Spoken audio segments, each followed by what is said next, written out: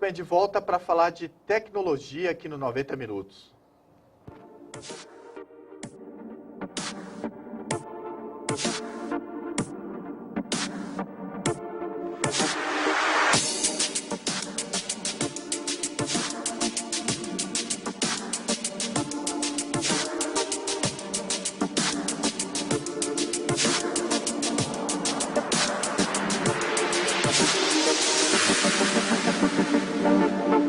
Participação do Alex Fernando aqui no 90 Minutos. Alex, muito bom dia. Bom dia, Marcos. Bom dia a você que nos assiste.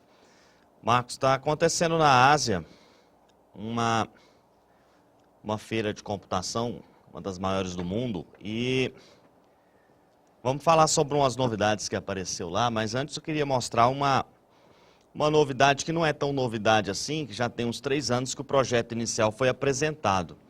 É de um ônibus suspenso que basicamente o transporte coletivo ele causa um certo impacto no trânsito, por causa do tamanho. E, por outro lado, ele tira uma quantidade grande de veículos da rua. Então, ele tem o lado positivo e o lado negativo. A adoção dele seria bem interessante, porque nas cidades onde o transporte público é eficiente, automaticamente você tem uma coisa melhor.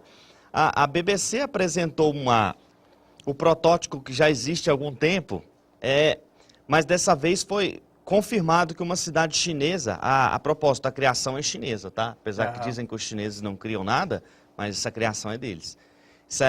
Foi anunciado essa semana que eles pretendem implantar isso ainda esse ano em uma cidade chinesa. Ele, como vocês podem ver no VT, ele é suspenso 2 metros do chão, então em local onde basicamente só passa veículos baixos, tipo carro mesmo, ou caminhonete, ele passa por cima de todo mundo. E dessa maneira ele não prejudica o tráfego. No VT vocês viram a quantidade de pessoas que ele transporta é relativamente grande, são na faixa de 1.200 passageiros. E é uma alternativa eficiente, quem sabe seria isso aí o ônibus do futuro. Legal. Desde que as pessoas... Você viu bem ali que tem que obedecer o trânsito, né? Porque se o cara não... Se ele vai virar para um lado, ele vai virar feito um túnel. E o túnel mexe. E outra, no Brasil nós temos um problema muito sério que é o caminhoneiro não saber o tamanho do seu veículo. Aí às vezes um viaduto está lá, a altura máxima é tanto, e ainda assim, direto bate. Aqueles de caçamba às vezes esquece a caçamba aberta. Isso não vai funcionar num caso desse aí. Mas o Brasil...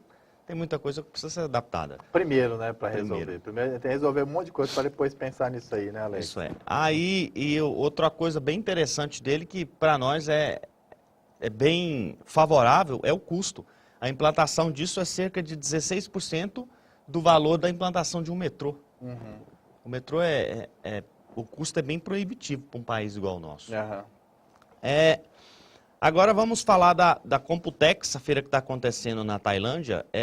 A ASUS anunciou alguns produtos dela lá e vários deles me chamou a atenção, porque interessantemente ela tem melhorado muito e focado em mercados de primeira linha, como é o caso do computador híbrido, notebook híbrido, chamado de Transformers. Eu trouxe até um vídeo aí de demonstração do próprio fabricante. Ele separa a parte da tela com a parte do teclado. Então ele se transforma num tablet ou num notebook. E ele é bem fino. E a configuração dele é um tanto parruda. Ele é capaz de rodar um Windows 10, por exemplo, a versão mais nova, com todos os recursos que ele tem, melhor do que a maioria dos notebooks de mercado hoje. E ele permite que você carregue ele embaixo do braço, normal, faça apresentações, ele touchscreen, a telinha daquela maneira.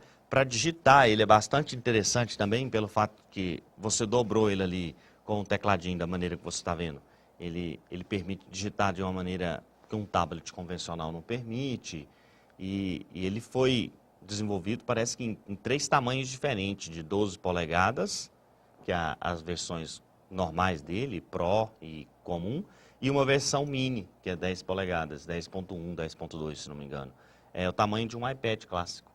E é bem interessante, o acabamento dele é feito em aço escovado, como vocês podem ver ali. Bonito, né? Bonito, para se transportar. E O segundo lançamento que foi oferecido lá foi do Zenfone. O Zenfone, para quem não sabe, é o telefone da Asus, que ele já está na sua terceira versão, vai ser lançado agora, por enquanto está apenas em feira de demonstração.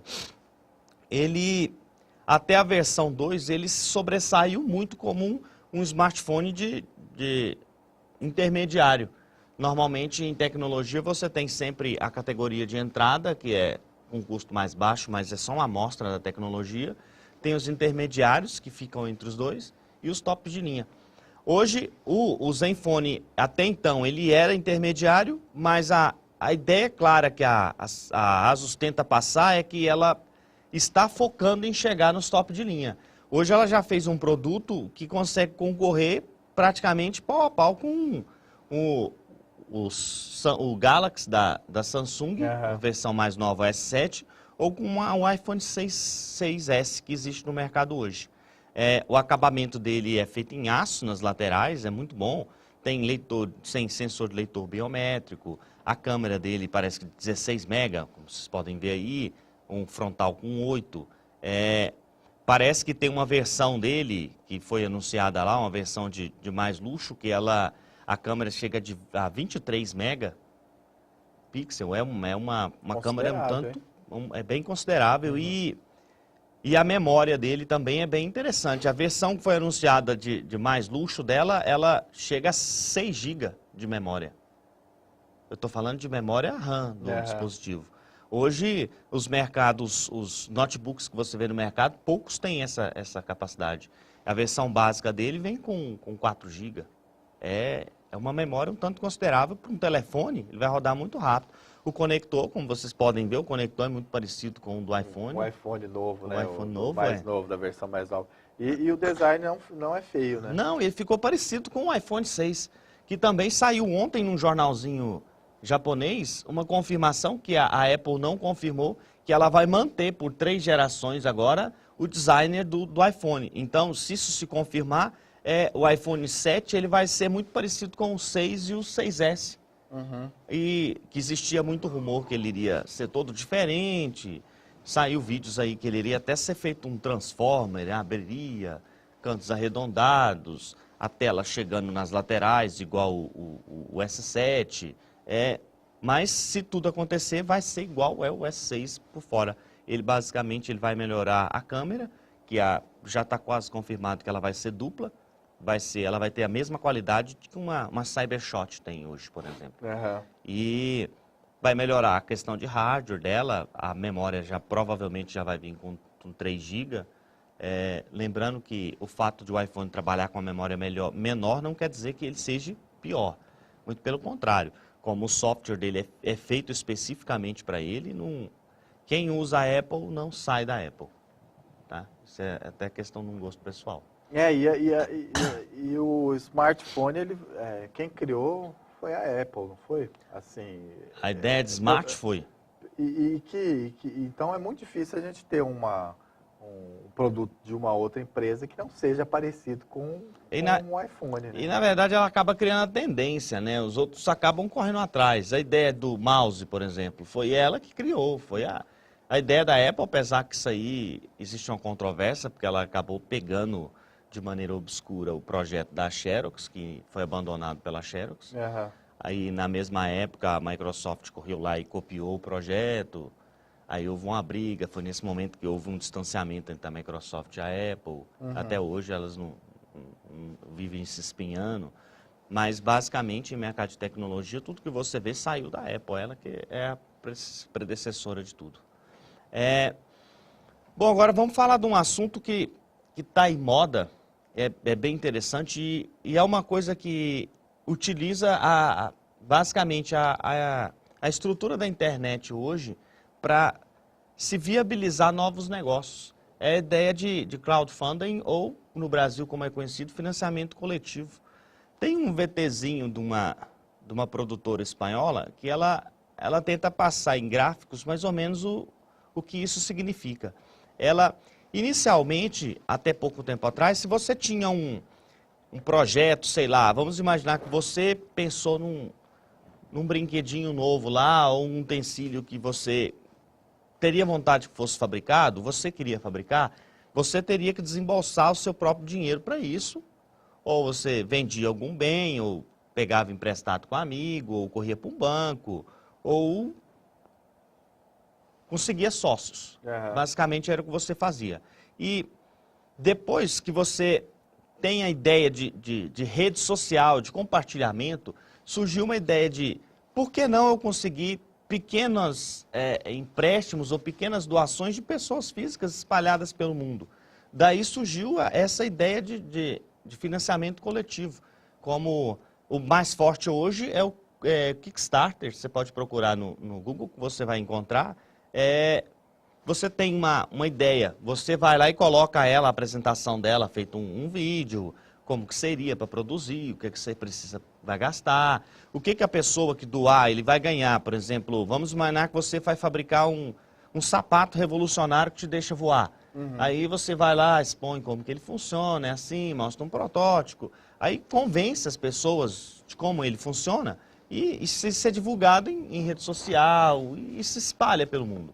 Aí as pessoas vão lá e, por exemplo, aquele que der uma doação de $100, por exemplo, vai ganhar um dispositivo desse. E isso tem sido usado nas diversas áreas hoje. Você tem artista pedindo doação para a produção de um álbum ou uma determinada peça, ou mesmo para produzir um filme. Você tem criação de produtos novos, de aplicativos novos, tem muitos que saem daí. E até mesmo campanhas políticas. Como aquele candidato socialista lá dos democratas nos Estados Unidos, o que está concorrendo com a Hillary, ele basicamente, a campanha dele foi feita com pequenas doações, parece que de 25, de $50, de várias pessoas ao redor do país. Basicamente nessa mesma ideia de financiamento coletivo. As pessoas entram lá e doam, porque eu gosto da ideia do cara e tal, e aí uma quantidade grande de gente faz o mesmo que uma empreiteira grande poderia fazer. E dificilmente uma quantidade grande de gente vai te cobrar um favor exatamente naquele sentido que provavelmente uma empreiteira pagou ali para um político. A coletividade cobraria uma coisa para todos. Para todos, então, né? Seria uma coisa mais legítima, né? era. E eu até trouxe 2 projetinhos aqui que saíram desses financiamentos coletivos que arrecadaram bastante dinheiro, que são ideias, para vocês terem uma ideia, bem interessante. Como é o caso de um ar-condicionado, Nória, ele, como vocês podem ver no VT de apresentação do próprio pessoal que produz, ele é pequenininho ali, ó, você coloca ele na janela, não é igual os anteriores, ou que você fura a parede, coloca, ou então põe ele no chão, puxa um tubo estranho e coloca na sua janela. Ele já fica na própria janela ali, ó, e o controle dele é feito, inclusive, pelo telefone. Ele já acompanha um aplicativo, ele é conectado. Você pode, pelo seu telefone, escolher a temperatura.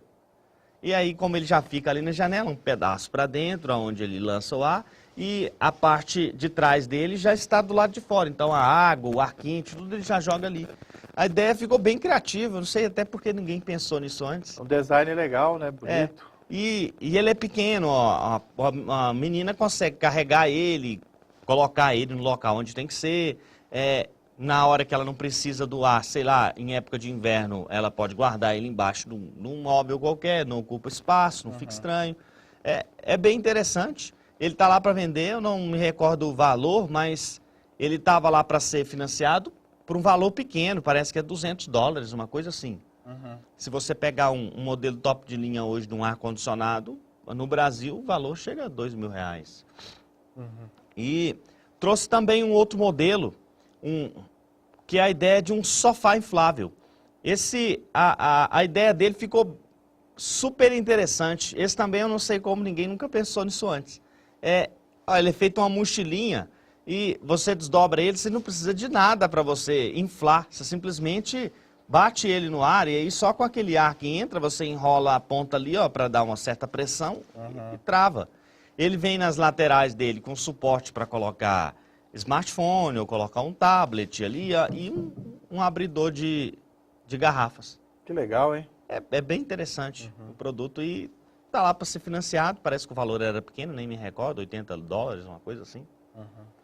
E esse tipo de projeto normalmente é financiado por financiamento coletivo. Legal, então. Alex, obrigado pela participação. Obrigado, Marcos. Isso aí, a gente conclui então a edição de hoje com a participação do Alex, falando de tecnologia. A partir das 5 da tarde você tem mais notícias aqui no Canal 5, no Jornal dos 5, a apresentação de Oresvaldo Pires e Lucivan Machado. Eu volto amanhã, a partir das 8 horas. Um grande abraço, até lá.